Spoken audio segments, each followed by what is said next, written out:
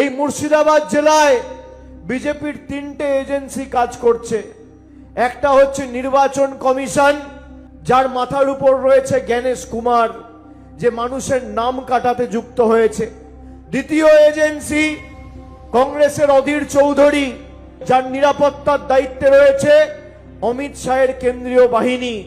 আর তৃতীয় এজেন্সি হুমায়ুন কবির আর আসাউদ্দিন ওয়েসির মিম আর ডিম। একদিকে মিম আর একদিকে ডিম, যারা এদিক ওদিক বিজেপির থেকে টাকা নিয়ে মুর্শিদাবাদে অশান্তি করার চেষ্টা করছে।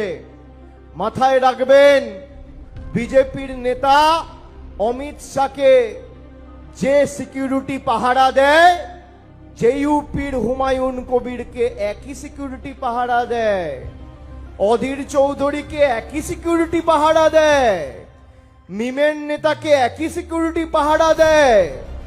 এদেরকে কোনোদিন ইডি সিবিআই ডাকে না। এটাই হচ্ছে এদের সাথে সেটিং।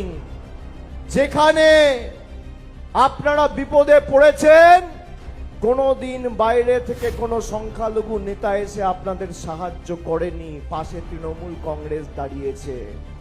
এই ক্যাম্প করে এসআইআর এর সময় ভারতবর্ষে 28টা রাজ্য আর 8টা কেন্দ্র শাসিত অঞ্চল আছে। একমাত্র মানুষের অধিকার নিয়ে দেশের সর্বোচ্চ আদালত সুপ্রিম কোর্টে যিনি লড়াই করেছেন, তার নাম মমতা ব্যানার্জি, আর দলের নাম তৃণমূল কংগ্রেস।